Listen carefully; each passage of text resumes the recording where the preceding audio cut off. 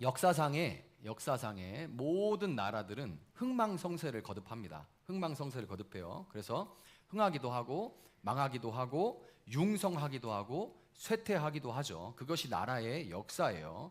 우리가 역사를 공부하는 이유는 뭐냐면 당대에는 보이지 않아요. 당대 내가 그 시대에 살고 있을 때는 잘 보이지 않지만 시간이 조금 흐른 뒤에 거리를 두고 보면 흥한 이유, 망한 이유, 그 다음에 융성하고 쇠퇴한 이유를 조금 더 객관적으로 우리가 알 수가 있습니다. 조금 이제 역사가 흘러가고 나서 평가해 보면서 그래서 흥했구나, 그래서 망했구나, 그래서 융성했구나, 그래서 쇠퇴했구나, 이런 것들을 우리가 역사를 통해서 알 수 있죠. 그리고 나서 그런 것들을 바탕으로 우리 이 시대, 내가 살고 있는 이 역사의 현장에 한번 적용해 봐야겠다, 어떤 지혜를 얻어야겠다. 그래서 우리가 역사를 공부합니다. 그런 의미에서 영국의 정치학자 E.H. 카라는 분이 있어요. 제가 역사 공부할 때 많이 읽었던 책인데, 역사란 이런 말을 남겼습니다. 그분이 역사란 과거와 현재의 끊임없는 대화다. 굉장히 유명한 이제 역사에 관련된 말 중에서 굉장히 유명한 말이에요. E.H. 카가 남긴 말이, 역사란 과거와 현재의 끊임없는 대화다. 그냥 죽어있는, 우리가 지금 조선시대를 뭐로 공부하고 태정태세 문단세를 뭐로 하는데, 이렇게 생각하면 답이 없어요. 왜냐하면 그것들을 공부함으로써 그 과거와 현재가 끊임없이 대화를 한다, 이렇게 얘기를 했어요. 자, 소아시아 7교회에 보내진 편지는 예수님이 요한계시록이 기록되던 당시의 교회들에게 하신 말씀이자 동시에 우리 교회를 포함한 역사에 오고 오는 모든 교회들에게 하시는 말씀이다라고 제가 몇 번씩 말씀을 드렸는데, 오늘은 과거의 두아디라 교회와 또 사대 교회와 현재 지금의 우리 교회의 끊임없는 대화를 통해서 새로운 역사의 한 페이지를 함께 써 내려가 보도록 하겠습니다. 자, 두아디라 교회의 예수님은 뭐라고 자신을 소개하시냐면, 그 눈이 불꽃과 같고 그 발이 노쇠와 같으신 분, 곧 하나님의 아들, 이렇게 자기를 소개하십니다. 그 눈이 불꽃 같다. 그리고 그 발은 노쇠와 같다. 불꽃과 노쇠, 불과 그 금속, 이 얘기를 딱 들으니까 여러분 이 단어를 들으면 뭐가 떠올라요? 여러분 온라인 게임 하면 많이 나오잖아요. 온라인 게임 많이 나오고, 뭐 디아블로 같은 거 해도 나오고, 그죠? 뭐 주소다 갖다 주면 어디 갖다 줍니까? 대장장이한테 갖다 주죠. 대장간에 갖다 줍니다. 블랙스미스한테 갖다 주면 금속 불에 이렇게 해가지고 땅 이런 거 많이 여러분 안 본 것처럼 온라인 게임에 많이 나오는데, 두아디라는 여러 산업이 발달했고, 특별히 두아디라는 군사적 요충지로서 군수물자 생산에 특화된 그런 도시입니다. 군사적인 요충지, 쉽게 말해서 군인이 많이 사는 도시는 자연스럽게 당시 스스로를 신의 아들, 즉 신이라고 칭하던 군 통수권자인 황제에 대한 충성심이 각별했습니다. 그런 도시였어요. 예수님은 그런 환경에 놓인 두아디라 교인이 바로 알아듣는 동시에, 이 말, 자기를 이렇게 소개하면 그 동네, 그 도시 사람들은 바로 알아듣는 거예요. 우리한테 하는 얘기구나 라고 바로 알아듣는 거예요. 그와 동시에 누가 진짜 하나님, 즉 신의 아들인지를 선포하신 거죠. 황제가 내가 신의 아들이다라고 공공연하게 얘기를 하고 있는데, 황제가 신의 아들이 아니라 하나님의 아들, 곧 신의 아들, 누가 진짜 신의 아들인가를 선포하시는 거예요. 불꽃 같은 눈으로 꿰뚫어 보시는 주님은 먼저 두아디아 교회를 칭찬하십니다. 먼저 칭찬하세요. 뭐라고 칭찬하십니까? 나는 네 행위와 네 사랑과 믿음과 섬김과 오래 참음을 알고, 이렇게 돼 있어요. 이 원문은 네 행위, 즉 그러니까 행위 이퀄, 행위가 뭐냐? 사랑과 믿음과 섬김과 오래 참음이라는 거예요. 이 5개가 아니라 행위가 4개라는 얘기입니다. 네 행위가 사랑과 믿음과 섬김과 오래 참음입니다. 이 사랑, 아가페라는 단어는 신약 성경에 많이 나오죠. 여러분 사랑이라는 단어 신약 성경에서 찾아보세요. 엄청나게 많이 나와요. 그런데 놀랍게도 요한계시록에는 딱 2번 나옵니다. 신기하죠? 요한계시록이란 책에 사랑이라는 단어가 딱 2번 나오는데, 첫 번째 언제 나올까요? 첫 번째 지난 시간, 우리 지지난주에 나왔습니다. 언제냐면 예수님께서 에베소 교회한테 뭐라고 하냐면, 네가 처음 사랑을 버렸다 이렇게 얘기합니다. 네가 처음 사랑을 버렸다. 그러니까 사랑이란 단어가 처음 나오는데 그때는 긍정적인 뜻은 아니었어요. 네가 처음 사랑을 버렸다라는 그 책망, 그 책망을 때를 제외하고는 요한계시록 전체의 아가페, 이 사랑이란 단어가 오직 여기에만 쓰여요. 그만큼 두아디아 교회는 에베소 교회와 대조돼서 다르게 성도들 간의 사랑이 끈끈했다라는 의미인 거예요. 에베소 교회한테는 너가 처음 사랑을 버렸다. 그런데 두아디아 교회는 이 사랑이 너의 행위다라고 예수님께서 인정을 해주시는 거예요. 그들의 사랑은 특별히 사랑해요, 사랑해요 이렇게 그냥 말로만 하는 어떤 사랑이라는 구체적이지 않은 모호한 어떤 추상적인 그런 것들이 단순한 감정 표현이 아니라 사랑이 드러나는데 어떤 모습으로 드러나냐면 믿음과 섬김과 오래 참음으로 드러나는 사랑입니다. 그러니까 오래 참음도 사랑이고 섬김도 사랑이고 그 다음에 믿음도 사랑이에요.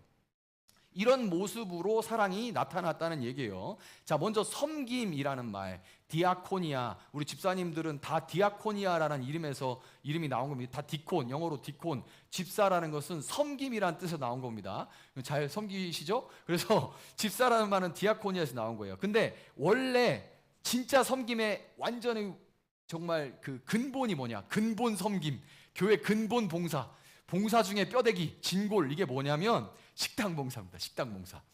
그러면 이렇게 얘기하면 또 주차 봉사 들고 일어나고 막 성가대 들고 일어날 텐데, 근데 이게 진골 뼈대기입니다. 그래서 디아코니아라는 말 자체가 원래 보통 한 사람이 다른 사람들을 자발적으로 혹은 스스로를 희생하면서 돕는 것을 말하는데, 특별히 식사 대접을 가리켜요. 그래서 교회 공동체를 우리가 가족 또는 이제 식구라고 얘기하죠. 나비교회 식구들, 나비교회 가족들 뭐 이런 말을 하는데, 식구라는 말이 먹을 식자의 입구자예요. 한 입으로 같이 먹는다는 얘기입니다. 우리 모여서 막 그냥 같은 한 입이 돼가지고 그냥 같이 먹는다는 얘기죠. 그게 식구예요. 그래서 이렇게 함께 식사 대접하면서 함께 먹는 식구, 서로 대접하기를 힘쓰는 가운데 관계가 깊어지고 사랑이 풍성해지는데, 두아디라 교회는 그것을 황제 대신 예수님을 하나님의 아들로 섬기면서 받는 어려움과 고난과 박해를 오래 참고 인내하는 가운데 믿음,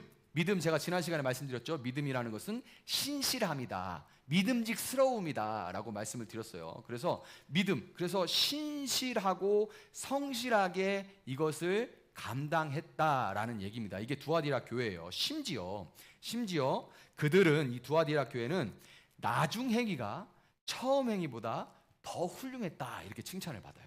이거 진짜 놀라운 겁니다. 나중 행위가 처음 행위보다 더 훌륭했다. 그러니까 이게 무슨 얘기냐면, 성도들 간의 사랑의 교제에 누구 하나 소외가 있지 않도록 배려하고 음으로 양으로 서로 돕는 일에 있어서 주님께 칭찬받는 일이 질적으로 양적으로 계속해서 지속되고 늘어났다는 얘기입니다.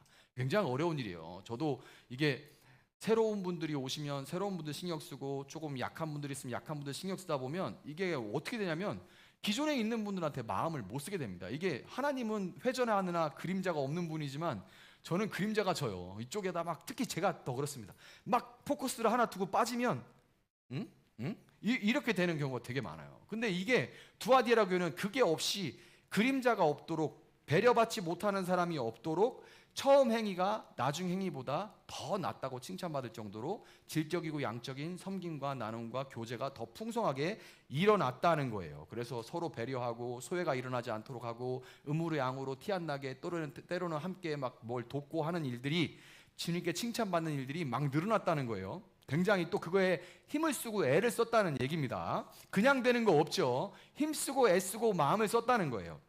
자, 이렇게 제가 얘기를 하니까 이렇게 얘기한 걸 가지고 여러분 상상해 보세요. 그 교회의 분위기, 그 두아디라 교회의 분위기.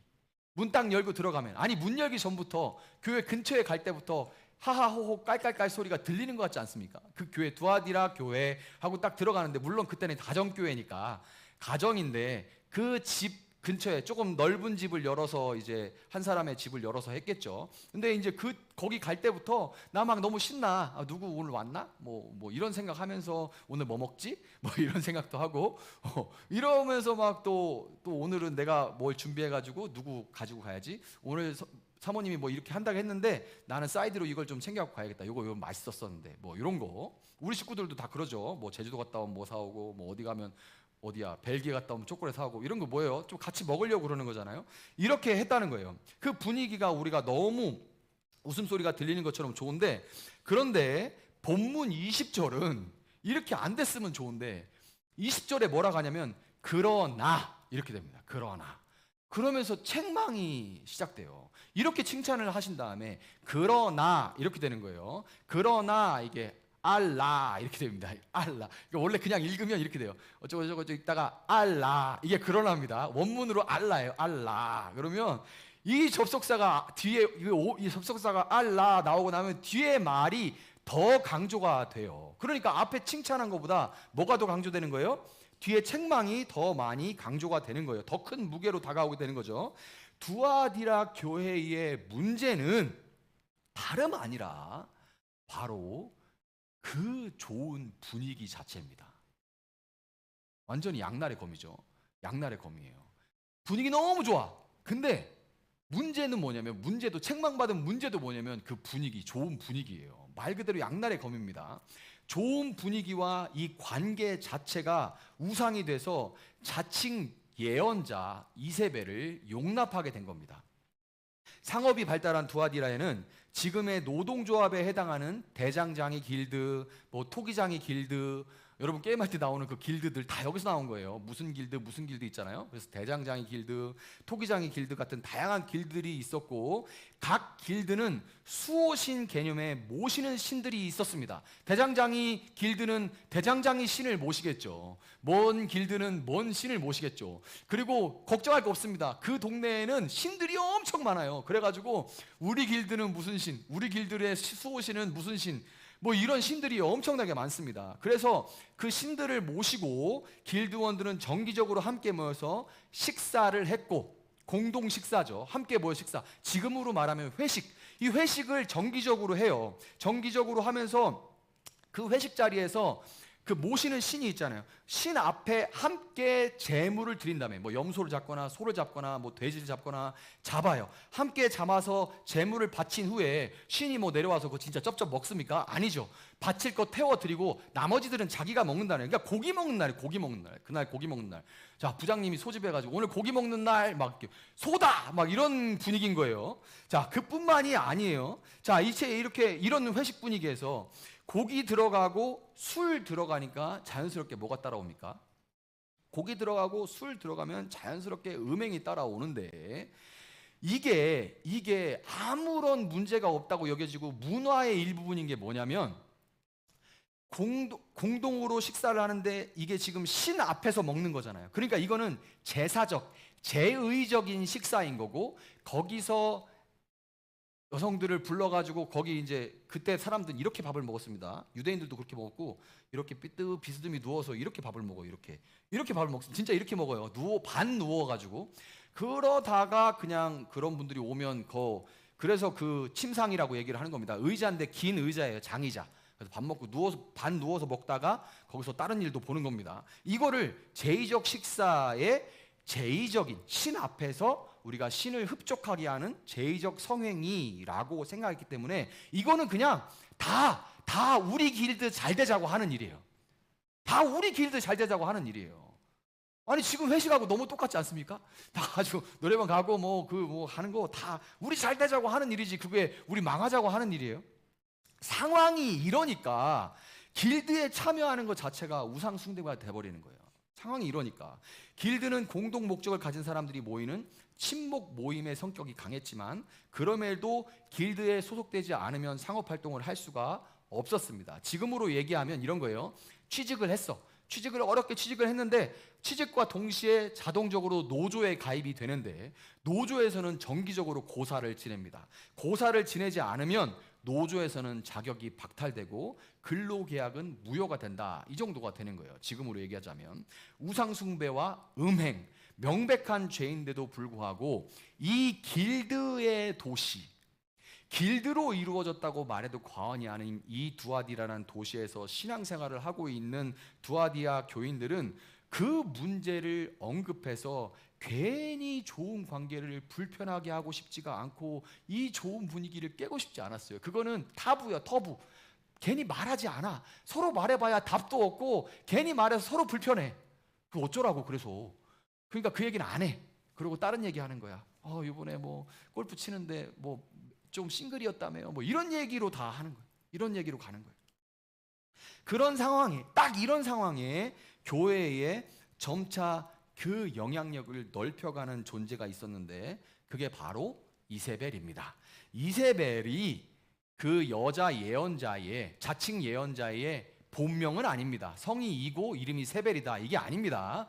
이세벨이 누군지 아시죠? 그 이세벨이란 사람은 구약의 북이스라엘 최악의 왕 아합의 부인이었던 이세벨을 얘기하는 거예요. 그래서 이 여자 예언자가 이세벨의 특징을 그대로 가지고 있다라고 해서 이세벨이라고 부르는 거예요. 성이 이고 이름이 세벨이라는 게 아니라 이세벨은 북이스라엘의 부정적인 성적 행위를 동반한 바알 숭배를 도입한 장본인입니다.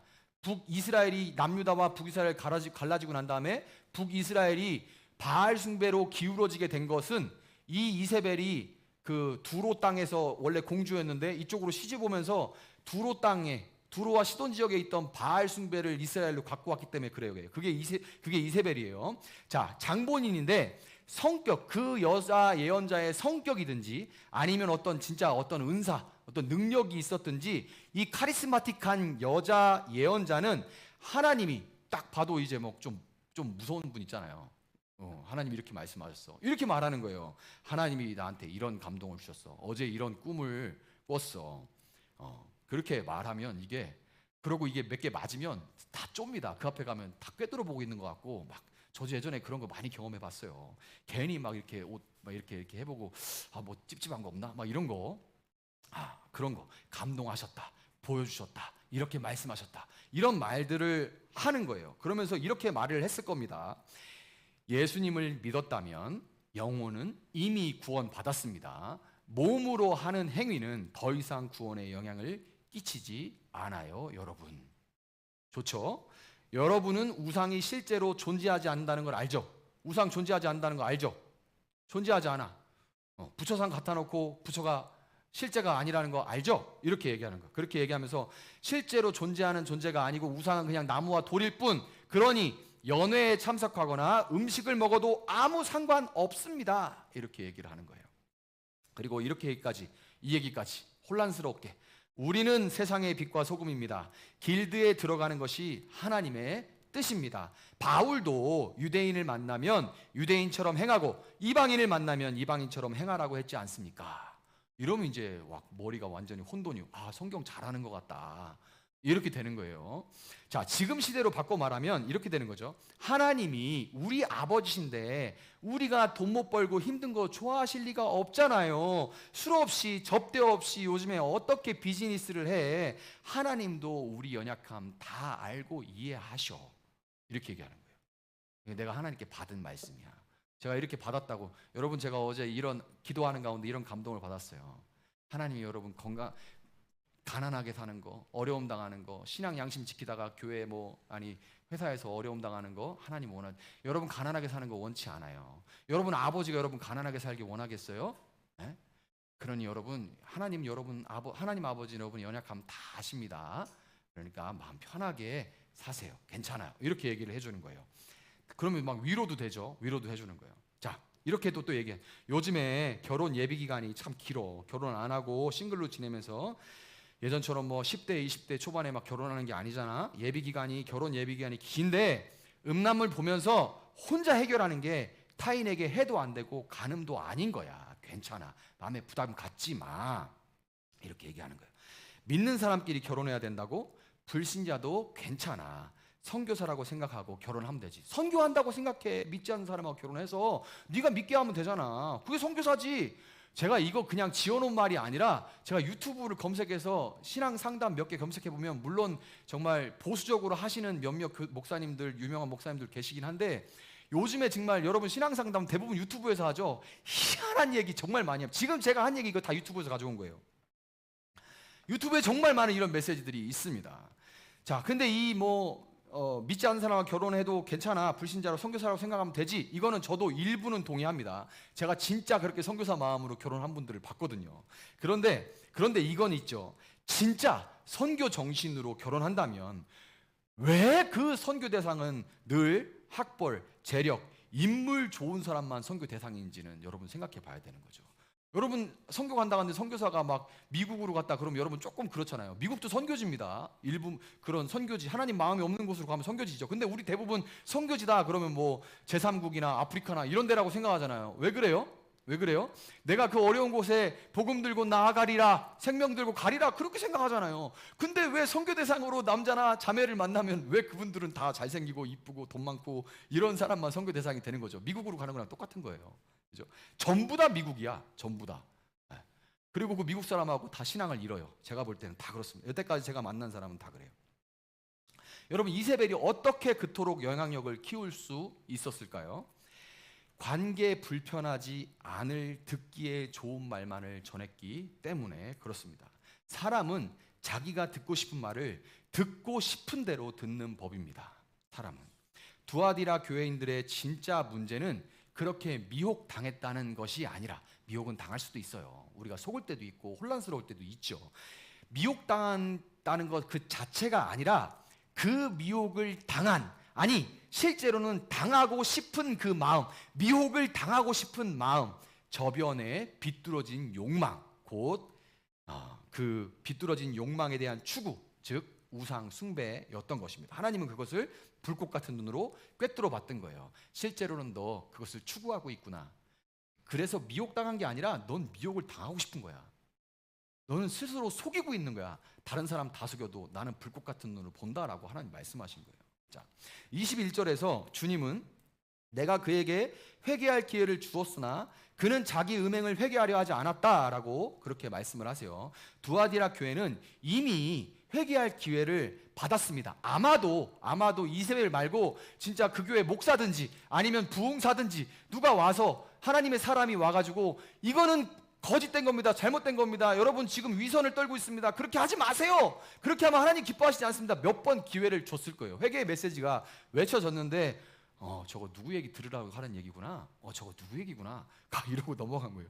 다 자기 욕심에 미혹되어서 함께 죄악을 먹고 마시면서 교제하기에 바빴습니다. 아합의 부인 이세벨은 예후라는 사람의 쿠데타로 창문에서 22절의 단어와 같이 던져졌습니다. 내가 너 그들을 던지리라, 침상에 던지리라, 병상에 던지리라. 던져져. 그거 누가 던져졌냐면 이세벨이 창문에서 던져져요. 그래서 바닥에 꽝 떨어져서 그냥 산산조각 납니다. 그리고 개가 그걸 물어가요. 전부는 아니지만 이세벨의 자녀들은 아합의 아들들, 아합과 이세벨이 결혼해서 자식들을 낳고 또 아합의 또 다른 아들들이 있습니다. 도합 아들만 70명인데 이 아들들이 한날 한시에 한 곳에서 참수되어서 그 아들들의 머리들이 성문 곁에 무더기를 이뤄서 쌓이게 됩니다. 여러분, 사랑을 기치로 내거는 모임이 세상에 정말 많아요. 사랑을 내거는 평등, 자유, 박애 이런 거 다 사랑이잖아요. 사랑을 내거는 모임이 정말 많지만 교회가 그 단체들과 다른 것은 그 사랑이 진리의 반석 위에 놓인다는 겁니다. 진리의 반석 위에 그 사랑이 쌓인다는 거예요.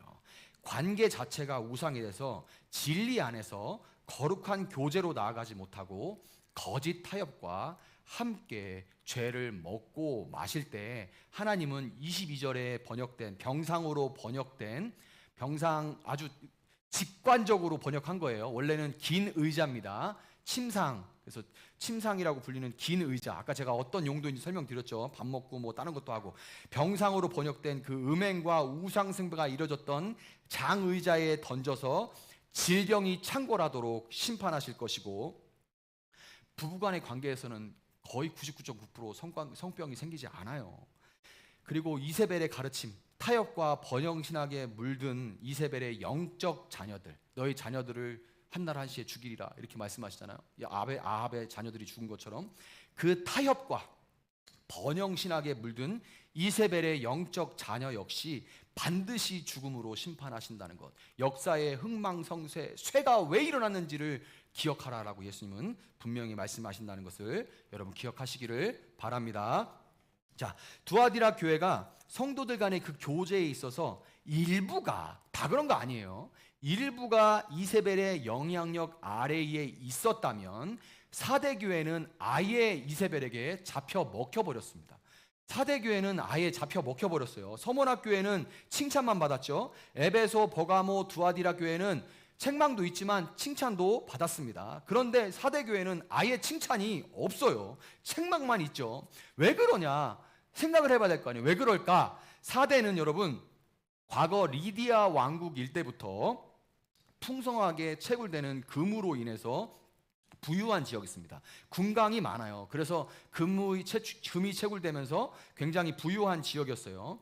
강단에서부터 이세벨의 세례를 받은 웰빙 메시지, 심리학 바탕 위에 위로의 메시지, 울다 웃다 막 이게 막 진짜 눈물 쏙 빼고 또 막 그렇게 깔깔깔하면 막 30분 설교가 그냥 어떻게 지나가는지 모르는 막 눈물 콧물 뺐다가 막 울렸다가 웃겼다가 하는 그런 만담 메시지.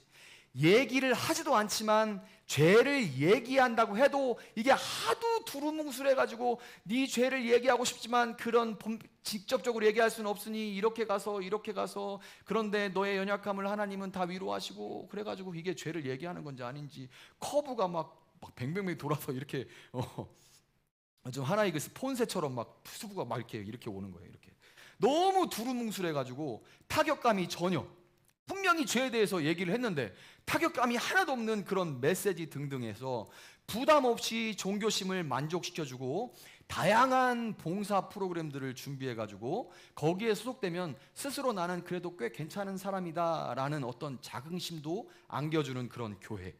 여유 있는 사람들이 많이 모이니까 재정도 풍성하고 공연 무대 같은 화려한 건물 인테리어에 수준 높은 찬양과 오케스트라, 비슷한 계층의 사람들 간의 활발한 소그룹 등등. 사대 교회는 자타공인, 누가 봐도 말 그대로 살아있는 교회예요. 생동감이 넘치는 교회였습니다. 정말 살아 움직이는 것 같은 그런 교회. 여러분, 살아있다라는 그 이름, 명성을 아무나 가질 수 있는 게 아닙니다. 이거 갖는 거 보통 일 아니에요. 저는 기본적으로 대단하다고 생각합니다. 어떻든지 다 대단하다고 생각합니다. 그거는 정말 그게 하라고 한다고 되는 게 아니에요. 대단한다고 생각해요. 누구든지 우리 교회 한번 와봐 라고 자신 있게 말할 수 있는 그런 교회. 오라고 말할 때 슬쩍 살찔 어깨도 좀 이렇게 든든한 그런 교회. 한번 와봐. 그럼 누구나 와서 우와 교회 끝내준다 이렇게 말할 수 있는 그런 교회. 마사지 샵과 담배 연기를 뚫고 들어와야 되는 그런 교회가 아니라 정말 누구든지 한번 와봐 이렇게 말할 수 있는 그런 교회. 그런데 예수님은 문제 이거죠. 문제는 예수님은 그 교회를 뭐라고 평가합니까? 예수님이 이게 진짜 너무 무섭죠. 실상은 죽은 것이다 이렇게 얘기합니다. 죽었답니다. 예수님 눈에 그 교회는 그냥 시체들의 모임이라는 거예요. 시체들이. 예수님은 그냥 시체들이 모여 있구나라고 얘기한다는 거예요. 사대 교회는 어쩌다가 예수님의 이런 평가를 받게 됐을까요? 아마도 처음부터 그러진 않았을 겁니다. 부유한 환경이라고 교회가 없어야 되는 거 아닙니다. 부유한 환경에 오히려 교회가 더 많아야 돼요. 바른 메시지를 외치는 교회가 더 많아야 됩니다. 그리고 교회가 부유한 것 자체도 문제될 거 없습니다. 부유하면 좋죠. 그러면 뭐가 문제일까요? 2절에 깨어나라. 그리고 아직 남아있지만 막 죽어가는 자들을 굳건하게 하여라. 나는 네 행위가 나의 하나님 앞에서 완전하다고는 생각하지 않는다. 요 2절 말씀에서 깨어나라 하고 네 행위가 하나님 앞에서라는 이 두 문장을 통해서 그 실마리를 찾을 수가 있습니다. 먼저 네 행위에서라고 말할 때 그 행위는 밖으로 보여주는 행동뿐만이 아니라 그런 행위를 할 때 행위를 통해서 드러나는 마음의 근원까지를 행위라고 얘기하는 거예요. 마음의 근원까지 얘기하는 겁니다. 그런 행위가 하나님 앞에서 완전하지 못했다는 말은 뭐냐면 그 교회에서 진행되는 모든 일이 사람을 위한 것이었다는 거예요. 그래서 이거는 얼핏 들으면 지금 큰 교회만 얘기하는 것 같다고 여러분 생각할 수 있는데 아닙니다. 작은 교회도, 규모적으로 작은 교회도 마찬가지예요. 그 모든 일이, 그 행위가 사람을 위해서 한 거면 하나님 보시기, 예수님 보시기엔 그냥 시체가 모여있다라고 얘기하는 거예요. 주여 주여 하고 모일 때마다 주님의 이름을 부르지만 정작 주님의 기쁨을 위해서 찬양하고 율동하고 봉사하고 하는 게 아니라 사람의 기쁨을 위해서, 내 만족을 위해서, 내 종교심을 채우기 위해서 마음을 쓰다가 이세벨에게 완전히 먹혀버리게 된 겁니다. 한편 깨어라라는 말도 있죠. 깨어라라는 말은 지금 잠자고 있다는 것을 전제로 하고 있죠. 이 사대라는 지역은 사대의 아크로폴리스를 점령하다라는 말, 사대의 아크로폴리스를 점령하다라는 말이 당시에 불가능한 일을 한다라는 그런 뜻을 가지고 있을 정도로, 그러니까 그냥 유럽 그 당시 그 소아시아에 있는 사람들은 사대의 아크로폴리스를 가서 점령해. 그렇게 말하면 야, 못 올라면 올라, 꿈도 꾸지 마, 이런 얘기인 거예요. 무슨 얘기인지 아시겠죠? 그냥 그렇게, 그 당시에 여러 가지 말들이 그렇게 쓰였어요. 야, 너 고린도 사람이냐? 이렇게 말하면 너 왜 이렇게 색을 밝혀? 이 얘기인 거예요. 고린도가 하도 그러니까 4대 아크로폴리스를 점령해봐라. 그 못 오르려면 올라갈 꿈도 꾸지 마라, 이런 얘기예요. 그 정도로 이 사대라는 지역은 남쪽을 제외한 삼면이 450m 높이의 벼랑으로 이루어진 난공불락의 요새였습니다. 도시 자체가 그래요. 그런데 그것을 너무나도 자신하다가 안일하게도 가장 그 남쪽 거기만 조금 입구를 이렇게 병력들로 막으면 우리 그 300이라는 영화에서 보는 것처럼 테르모필레에서 쿡 찌르면 떨어지고 쿡 찌르면 떨어지는 것처럼 거기만 지키면 되는 거예요. 그런데 그러니까 방어하기가 너무 쉬우니까 가장 가파른 구역에 보초병을 배치하지 않는 우를 범했고, 보초병이 막 이렇게 해가지고 올라와서 밤에 들어와서 글로 넘어와서 내려가서 문을 열어줘. 문을 열어줘. 그러면 밖에 대기하고 있던 애들이 문 열렸다 들어가자. 이게 한 번도 아니고 두 번. 그래서 이 사대 아크로폴리스가 안에서 문을 열어줘서 두 번 점령을 당하는 일이 벌어집니다. 이게 무슨 깨어라라는 말이 뭐예요?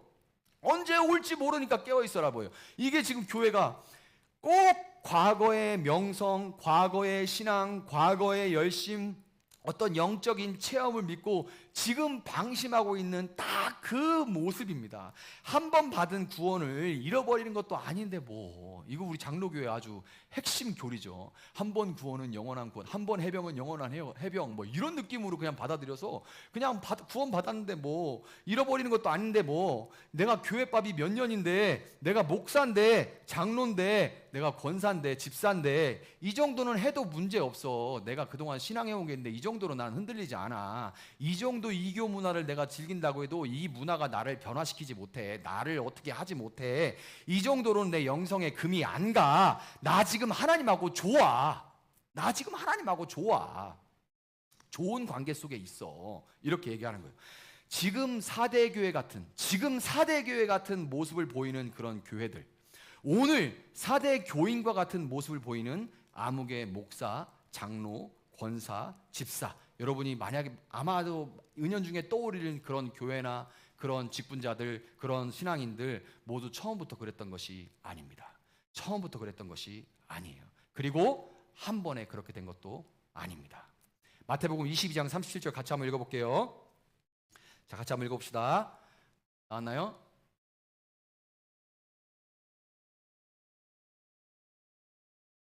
없어요? 자, 마태복음 22장 37절 제가 읽어드리도록 하겠습니다. 예수께서 그에게 말씀하셨다. 네 마음을 다하고 네 목숨을 다하고 네 뜻을 다하여 주 너의 하나님을 사랑하여라. 아멘.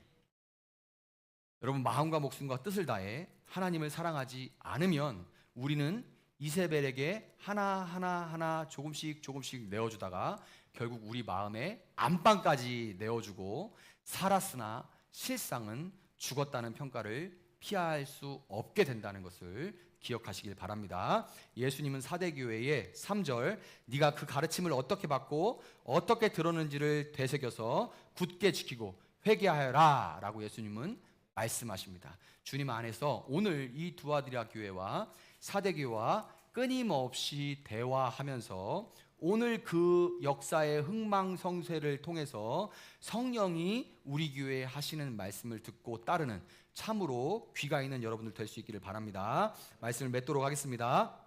예수님은 두아디라 교회와 사대교회, 특별히 사대교회를 아주 준엄하게 책망하셨죠. 그렇기 때문에 이 영적 안일함과 도덕적 타락에 빠진 교회가 이거는 안 되겠다, 회복할 가망성이 없다고 여러분 생각할 수도 있고, 그것은 우리 시대 교회들에 대해서도 여러분 마찬가지입니다. 그렇지만 여러분, 우리는 그럼에도 주님이 이 두 교회, 두아디라와 사대교회를 여전히 교회라고 부르고 계신다는 것을 기억해야 됩니다.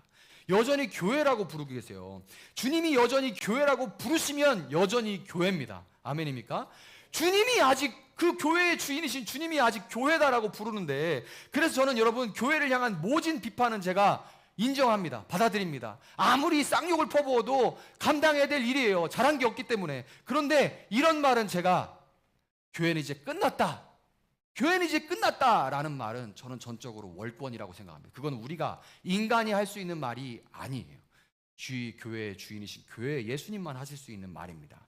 주님이 두아디라와 사대교회를 포기하지 않으셨다는 것은 두 교회를 붙드시는 그 은혜가 오늘 여러분과 우리 교회도 붙들고 계시다는 것을 말해주는 겁니다.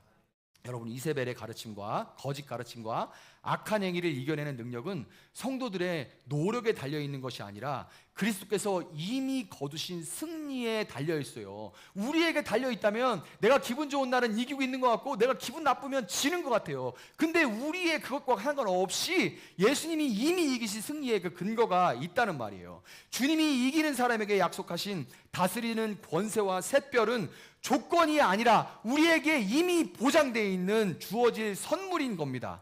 여러분, 샛별은 해가 뜨기 전에 가장 어두울 때 뜨는 별이죠. 사대교회 이야기에는 짧은 6절에 무려 4번이나 이름이라는 단어가 나옵니다. 오노미라고 해서 이름이라는 단어가 이 짧은 6줄에 4번이나 나와요. 주님은 이기는 자로 살아내는 여러분을 뭉뚱그려서 아는 것이 아니라 각자 이름으로 그 사람을 아십니다. 그리고 비록 때로 넘어진다고 해도 여러분의 이름을 결코 생명책에서 지우지 않으시고 하나님과 천사들 앞에서 여러분의 이름을 끝까지 변호하실 것입니다. 날이 비록 어둡지만 주님으로 인해 보장된 승리의 그 샛별 일출을 소망하면서 끝내 이기는 자로 살아내시는 여러분, 또 우리 세종나비교회가 될 수 있기를 예수님의 이름으로 축복합니다.